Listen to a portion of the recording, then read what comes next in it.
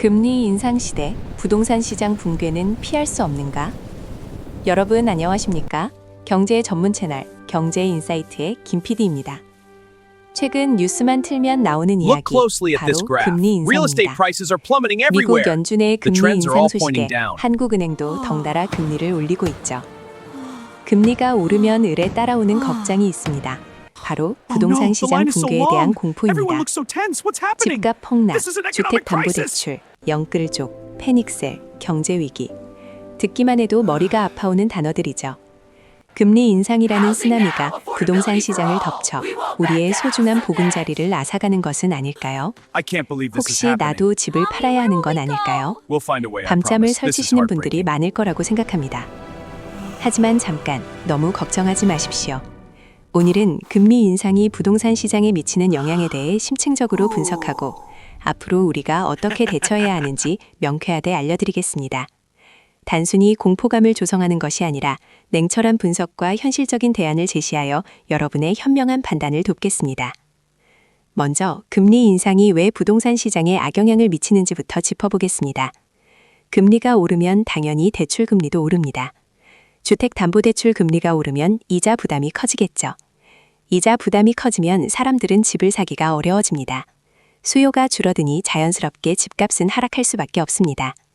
특히 무리하게 대출을 받아 집을 산 소위 영끌족의 고통은 더욱 클 겁니다.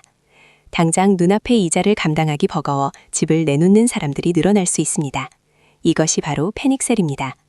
패닉셀이 나오면 집값 하락은 더욱 가속화될 수 있습니다.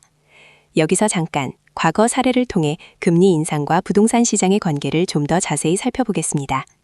2000년대 초반 IT 버블 붕괴 이후 미국은 경기 부양을 위해 금리를 대폭 낮췄습니다. 당시 우리나라도 저금리 정책을 유지했죠. 낮은 금리는 부동산 시장 화랑으로 이어졌습니다.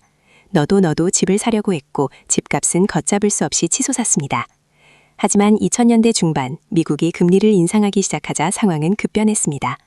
금리 인상으로 인해 부동산 시장은 급격히 냉각되었고 2008년 글로벌 금융위기의 단초를 제공했습니다. 물론 과거의 사례가 현재를 완벽하게 대변해 줄 수는 없습니다. 하지만 역사는 반복된다는 말이 있듯이 과거의 경험은 우리에게 중요한 시사점을 던져줍니다. 금리 인상이 부동산 시장에 미치는 영향은 결코 간과할 수 없다는 것을 말이죠. 그렇다면 현재 상황은 어떨까요? 현재 우리나라는 가계부채가 매우 높은 수준입니다. 특히 주택담보대출이 가계부채의 상당 부분을 차지하고 있죠. 이런 상황에서 금리 인상이 지속되면 가계 이자 부담은 더욱 커질 수밖에 없습니다. 게다가 최근 몇 년간 집값이 너무 많이 올랐습니다. 소득은 제자리인데 집값만 폭등하니 많은 사람들이 무리하게 대출을 받아 집을 샀습니다. 금리 인상은 이러한 영끌족의 직격탄이 될 수 있습니다. 이들은 금리 인상으로 인한 이자 부담을 감당하지 못하고 집을 내놓을 가능성이 높습니다. 정부도 이러한 상황을 심각하게 받아들이고 있습니다. 금리 인상으로 인한 부동산 시장의 불안정을 막기 위해 다양한 정책을 내놓고 있습니다. 하지만 정책 효과는 미지수입니다. 시장 상황은 워낙 복잡하고 변수가 많기 때문입니다. 여기까지 들으시면 더욱 불안해지실 수도 있습니다. 하지만 아직 절망하기는 이릅니다. 부동산 시장은 워낙 복잡하고 다양한 요인에 의해 움직이기 때문에 금리 인상만이 집값 하락의 유일한 원인은 아닙니다. 우선 공급 측면을 살펴보겠습니다. 최근 몇 년간 주택 공급이 부족했습니다. 특히 수도권 지역의 주택 부족 현상은 심각한 수준이었죠. 하지만 정부는 주택 공급을 확대하기 위해 노력하고 있습니다. 3기 신도시 건설, 재개발, 재건축 활성화 등 다양한 정책을 통해 주택 공급을 늘리려고 하고 있습니다. 주택 공급이 늘어나면 자연스럽게 집값은 안정될 수 있습니다. 다음으로 경제 상황을 살펴보겠습니다. 우리나라 경제는 여전히 성장하고 있습니다. 물론 성장률은 예전보다 둔화되었지만 그렇다고 해서 경제가 완전히 망가진 것은 아닙니다. 경제가 성장하면 사람들의 소득도 늘어납니다. 소득이 늘어나면 집을 살 수 있는 여유가 생기겠죠. 또한 정비의 정책도 중요한 변수입니다.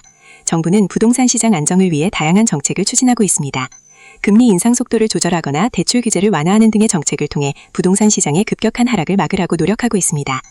결론적으로 말씀드리면 금리 인상이 부동산 시장에 부정적인 영향을 미치는 것은 분명하지만 그렇다고 해서 부동산 시장이 완전히 붕괴될 것이라고 단정할 수는 없습니다.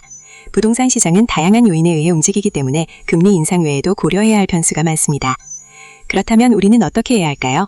지금부터는 금리 인상 시대에 우리가 어떻게 대처해야 하는지 구체적인 전략을 제시해드리겠습니다. 첫째, 무리한 투자는 절대 금물입니다. 지금은 불확실성이 매우 높은 시기입니다. 섣불리 투자했다가는 큰 손실을 볼 수 있습니다. 특히 빚을 내서 투자하는 것은 매우 위험합니다. 자신의 감당할 수 있는 범위 내에서 신중하게 투자해야 합니다. 둘째, 부동산 시장을 꾸준히 모니터링해야 합니다. 부동산 시장은 끊임없이 변화합니다. 금리, 경제 상황, 정부 정책 등 다양한 요인을 꾸준히 주시하면서 시장 변화에 발빠르게 대응해야 합니다. 셋째, 전문가의 도움을 받는 것도 좋은 방법입니다. 부동산 전문가, 금융 전문가 등 다양한 전문가의 조언을 구하여 자신의 상황에 맞는 최적의 투자 전략을 수립해야 합니다. 넷째, 장기적인 관점에서 접근해야 합니다. 부동산 투자는 단기적인 시세 차익을 노리는 것보다 장기적인 관점에서 접근하는 것이 좋습니다. 부동산은 기본적으로 실물 자산이기 때문에 장기적으로는 가치가 상승할 가능성이 높습니다. 다섯째, 정부 정책을 적극적으로 활용해야 합니다. 정부는 부동산 시장 안정을 위해 다양한 정책을 추진하고 있습니다. 이러한 정책을 적극적으로 활용하여 자신의 이익을 극대화해야 합니다. 예를 들어 정부가 제공하는 저금리 대출 상품을 이용하거나 세제 혜택을 받을 수 있는 부동산 상품에 투자하는 등의 방법을 고려해 볼 수 있습니다. 여섯째, 긍정적인 마음을 유지해야 합니다. 부동산 시장은 항상 좋을 수만은 없습니다. 때로는 하락하기도 하고 침체되기도 합니다. 하지만 긍정적인 마음을 유지하면서 꾸준히 노력하면 결국에는 좋은 결과를 얻을 수 있을 것입니다. 금리 인상 시대, 부동산 시장에 대한 불안감은 당연합니다. 하지만 공포에 휩싸여 섣부른 결정을 내리기보다는 냉철하게 상황을 분석하고 현명하게 대처하는 것이 중요합니다. 지금까지 금리 인상이 부동산 시장에 미치는 영향과 우리의 대처 방안에 대해 자세히 알아봤습니다. 오늘 내용이 여러분의 불안감을 조금이나마 해소하고 현명한 의사결정을 내리는 데 도움이 되었기를 바랍니다. 마지막으로 워렌 버핏의 명언을 하나 소개해드리겠습니다. 남들이 탐욕을 부릴 때 두려워하고 남들이 두려워할 때 탐욕을 부려라. 지금은 많은 사람들이 부동산 시장에 대해 두려움을 느끼고 있습니다. 하지만 이러한 시기일수록 냉철하게 분석하고 기회를 포착하는 것이 중요합니다. 부동산 시장은 끊임없이 변화합니다. 긍정적인 마음을 유지하고 꾸준히 노력하면 반드시 좋은 결과가 있을 것입니다. 오늘 영상이 도움이 되셨다면 구독과 좋아요 그리고 알림 설정까지 부탁드립니다. 다음 영상에서는 더욱 유익한 경제 정보로 찾아뵙겠습니다. 감사합니다.